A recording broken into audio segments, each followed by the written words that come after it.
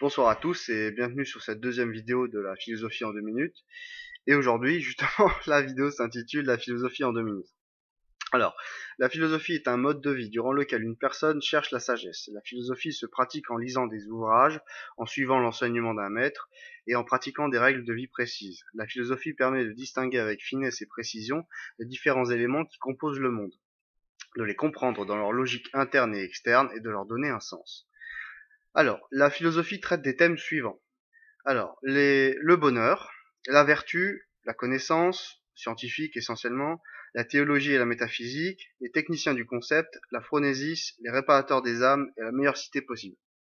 Alors on reprend.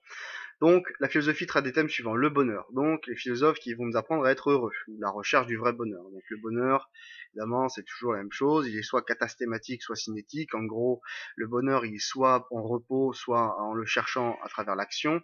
Soit il peut être court ou à long terme. Je cite un certain nombre d'auteurs qui peuvent éventuellement vous aider sur la recherche du bonheur.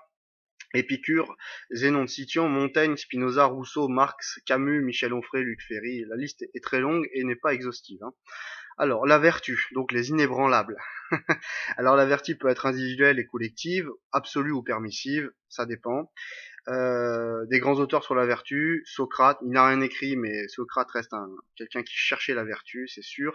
Platon, Aristote, Diogène le cynique, Zénon, Marc Aurèle, Épictète, Sénèque, Kant, Bergson, Nietzsche, Hans Jonas. La liste n'est pas exhaustive, il y en a d'autres.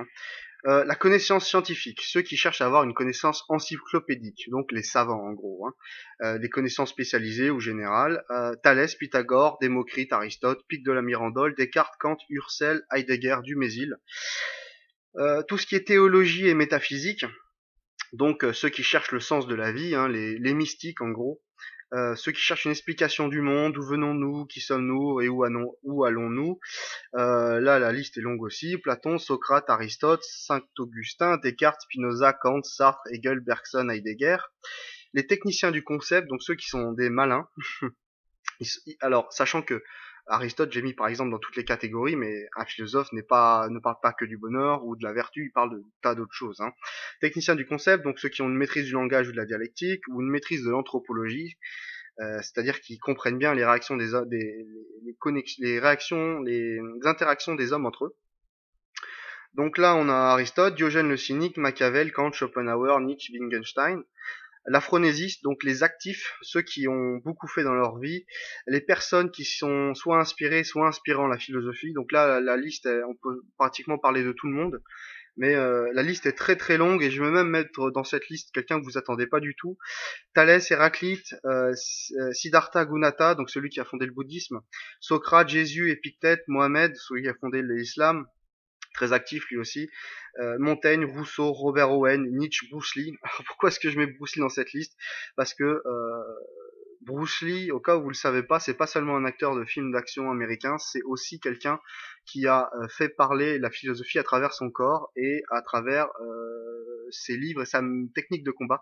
Donc c'est quelqu'un qui peut-être n'a pas écrit 50 ouvrages, mais qui reste, je pense, un philosophe et qui démontre ce qu'est la philosophie par sa praxis, par la phronésis. La phronésis, c'est quoi? C'est simplement la philosophie appliquée dans la vie. Donc voilà, je mets Bruce Lee parce que je trouve que on ne parle pas de lui et pourtant c'est quelqu'un qui a aussi fait à son niveau dans ce qui l'intéressait lui, mais qui a développé les arts martiaux au-delà d'un simple système de combat. Réparateur des âmes, donc les médecins, ceux qui sont le maître du discours qui apaise et qui construit. Donc c'est ce qu'on appelle en philosophie l'abréaction. L'abréaction, c'est l'idée que c'est ce qu'on va chercher chez un psychanalyste, c'est-à-dire que l'idée de parler d'un certain nombre de problèmes qu'on a eu dans notre enfance va nous permettre, ou pas que dans notre enfance d'ailleurs, va nous permettre de les surmonter, de les gérer. Ça s'appelle l'abréaction. Donc les médecins, un peu les médecins, Antiphon d'Athènes, Socrate, Platon, Montaigne, Spinoza, Rousseau, David Henry Thoreau, Nietzsche, Freud, Anthony Robbins, donc, qui est plutôt un coach, mais coach de Bill Clinton, je crois, mais qui, malgré on dit souvent les Américains n'ont pas vraiment de philosophie, je crois que c'est pas parce que Kant est un grand philosophe, il a écrit des livres très importants, qu'on ne peut pas penser qu'un coach du président américain n'a pas aussi son mot à dire sur un certain nombre de choses.